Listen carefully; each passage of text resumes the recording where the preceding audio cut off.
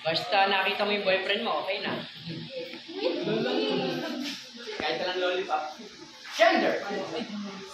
Let's continue. Gender. We talk about gender. It affects our emotions. Iba yung pakiramdam ng lalaki sa babae.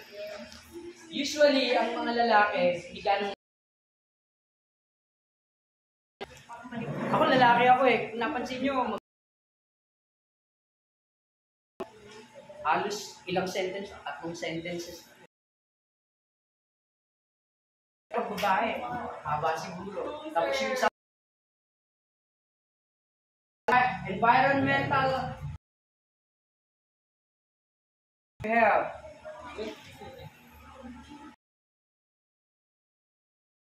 Ang bahay, environmental.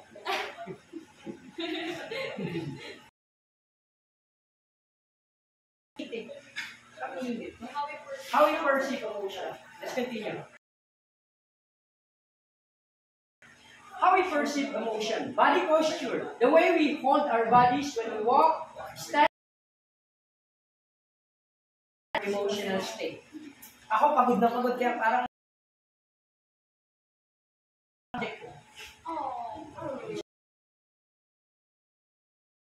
kasi pag binawasan kay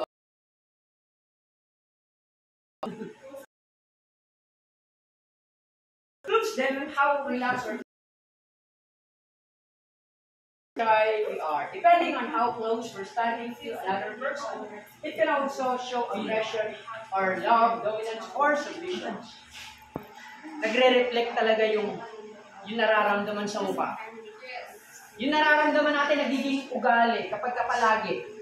At kapag pangit ang nararamdaman natin, nagiging pangit yung mukha natin. Pag maganda naman ang nararamdaman natin, gumaganda yung mukha natin.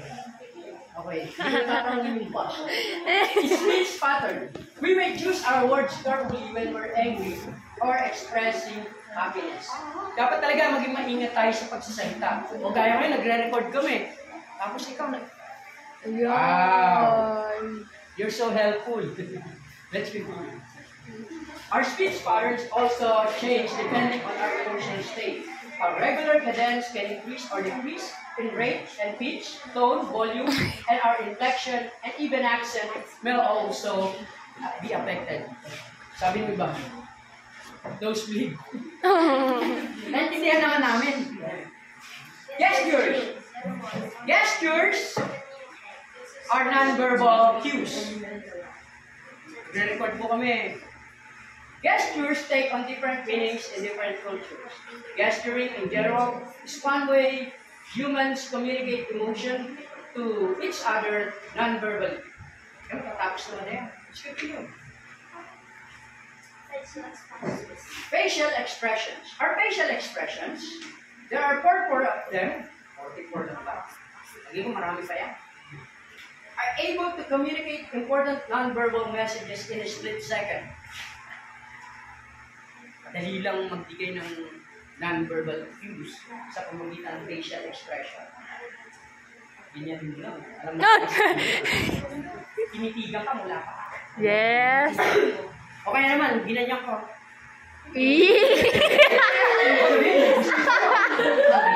Wala akong gusto. Nag-ano lang ako. Dito ako tumitingin sa camera dito. Okay, let's continue. Anger, content, disgust, fear, happiness, sadness, and surprise seems to be 7 universal facial expressions that all humans unconsciously recognize and interpret. Continue. Our emotions are accompanied by physiological change. Siyempre, kapag may sakit ka na, iba na yung emotions mo. Pagka laging sakit ang nararamdaman mo, laging magalitin ka na, magagalitin ka na. Kapag ikaw naman ay healthy, healthy rin yung relationship mo, healthy rin yung mga behavior, healthy yung iyong tinatawag na emotions. There are theories of emotions. Siguro, aralin mo muna yung theories of emotions. Lagpasan mo muna yan. Aralin mo muna yan, yung theories of emotions na yan. Punta tayo din sa emotional intelligence. Yes. Alam ko, itong mga kausap ko pa na ito, nang hiniram ko yung oras, ay matataas ang mga IQ. Yes. But you know that there is more important than IQ, and it's called EQ. IQ stands for intelligence quotient, while EQ stands for emotional quotient. Yes. Okay. Yung IQ, paano natin dinadala yung alam natin? Pero yung EQ, it's how we handle our emotions. May iba, hindi lang naging honor, akala niya horror na siya.